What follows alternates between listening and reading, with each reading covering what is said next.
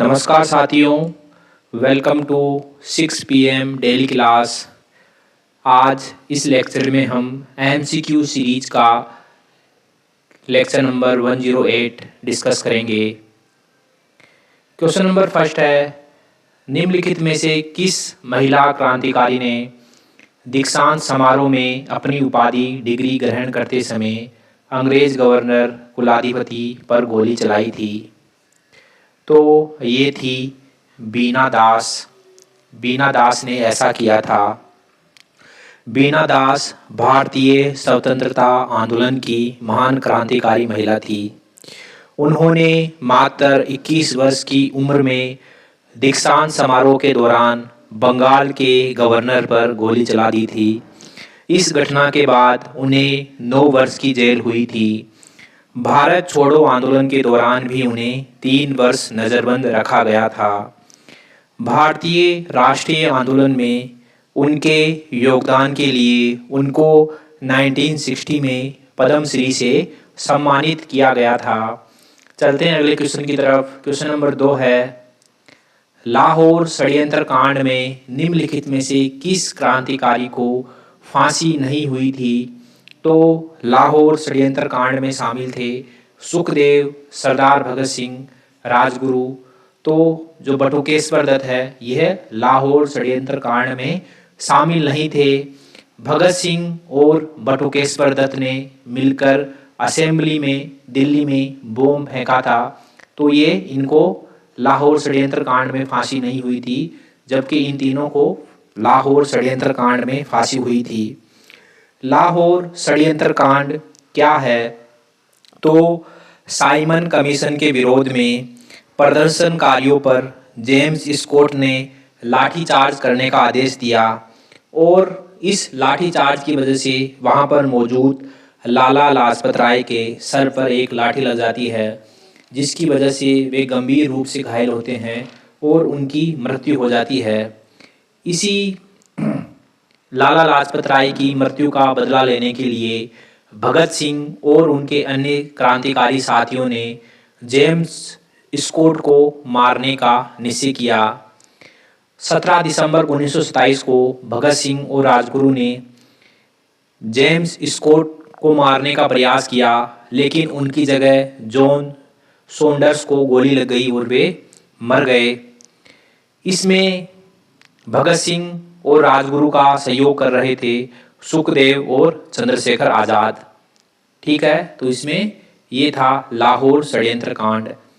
Question number 3 है, निष्क्रिय विरोध के सिद्धांत का प्रतिपादन किसने किया था? तो ये प्रतिपादन किया था अरविंदो घोष ने। अरविंदो घोष ने एक पुस्तक लिखी, न्यू लैम्प्स फॉर ओल्ड। इसमें अरविंदो घोष ने निष्क्रिय प्रतिरोध का सिद्धांत बताया। निष्क्रिय प्रतिरोध का अर्थ होता है अहिंसक प्रतिरोध, जहां पर व्यक्ति या समूह दमनकारी या अन्यायपूर्ण व्यवस्था का शांतिपूर्ण विरोध करना चुनता है।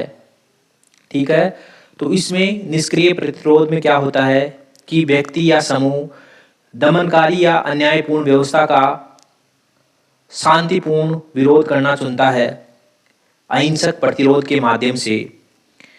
अरविंदो घोष का ये मानना था कि अहिंसक प्रतिरोध हिंसा का सहारा लिए बिना सामाजिक और राजनीतिक परिवर्तन ला सकता है, इसलिए उन्हें निष्क्रिय प्रतिरोध का पहला प्रस्तावक माना जाता है।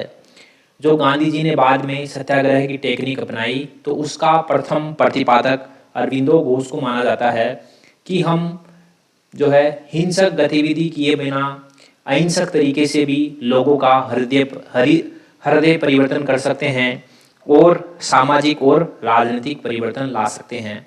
ऐसा अरविंदो घोष का मानना था और इसी विचारधारा को आगे बढ़ाया था बाद में महात्मा गांधी, जिनको बहुत बड़े पैमाने पर सफलता मिली और उन्होंने सत्याग्रह की टेक्निक विकसित की थी इसी सिद्धांत के माध्यम से। ओके, आगे चलते हैं। क्वेश्चन नंबर 4 है, जतीन दास किस आरोप में बंदी बनाए गए थे? तो जतीन दास लाहौर षड्यंत्र केस मामले में बंदी बनाए गए थे और बाद में फिर जेल में अनशन करने की वजह से, भूख हड़ताल करने की वजह से उनकी मृत्यु भी हो गई थी। जतिन दास को जेल में भूख हड़ताल क्यों करनी पड़ी? क्योंकि अन्य कैदियों और राजनीतिक कैदियों में फ़र्क किया जा रहा था। इसलिए जतिन दास और अन्य क्रांतिकारी साथियों ने जेल में भूख हड़ताल आरंभ कर दी और भूख हड़ताल की वजह से जतिन दास की तबीयत खराब हो गई और उनकी मृत्यु हो गई। तो जतिन दास लाहौर षड्यंत्र केस से जुड़े हुए थे। क्वेश्चन नंबर 5 है, काकोरी केस के अभियुक्तों के बचाव हेतु किसकी अध्यक्षता में एक समिति का गठन हुआ था? तो ये थे जीबी पंत, गोविंद बल्लभ पंत। काकोरी केस में अभियुक्तों को बचाने के लिए गोविंद बल्लभ पंत के नेतृत्व में काकोरी बचाव समिति का गठन किया गया था।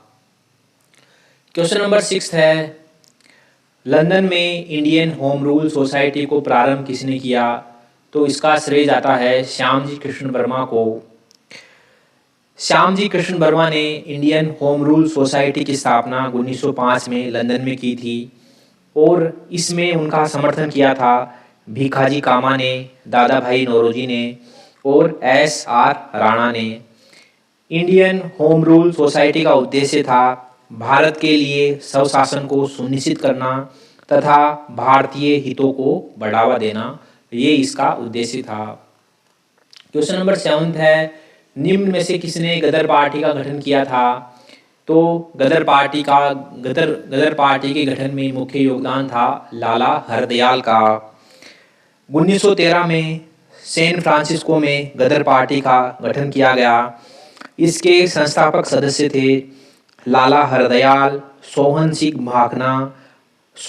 सिंह भाकना, रामचंद्र और बरकतुल्ला।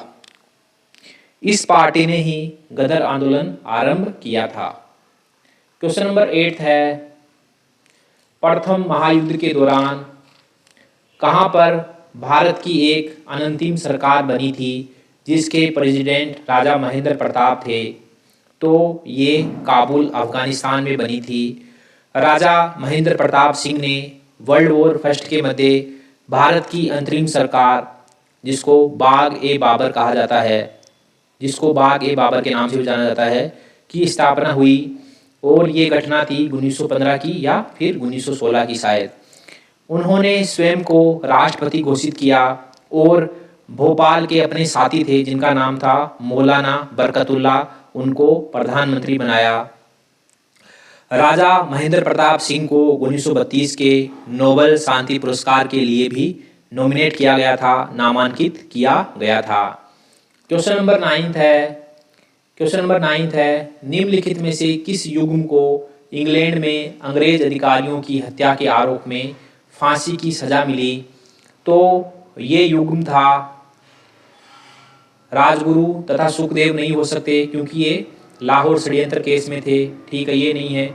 खुदीराम बोस तथा सूर्यसेन, ये भी नहीं है, ठीक है, सूर्यसेन चटगांव केस में थे। करतार सिंह सराफा और अशफाकुल्ला खां, तो ये काकोरी षड्यंत्र केस में थे, ये भी नहीं है। तो इसमें सी ऑप्शन सही होगा, मदन लाल ढींगरा और उधम सिंह। मदन लाल ढींगरा ने 1 जुलाई 1909 को लंदन में कर्जन वायली की हत्या कर दी थी और जो उधम सिंह थे इन्होंने 13 मार्च 1940 को माइकल ओ डायर की हत्या कर दी थी। दोनों इंग्लैंड में हुई थी ये घटनाएं, तो इनको फांसी की सज़ा मिली थी बाद में। क्वेश्चन नंबर 10 है, एनी बेसेंट के बारे में बताइए। तो पहला है, होम रूल आंदोलन प्रारंभ करने के लिए ये उत्तरदायी थी, एकदम सही है। 1916 में इन्होंने होम रूल आंदोलन आरंभ किया भारत में। जो मूल रूप से होम रूल आंदोलन है ये आयरलैंड का आंदोलन है।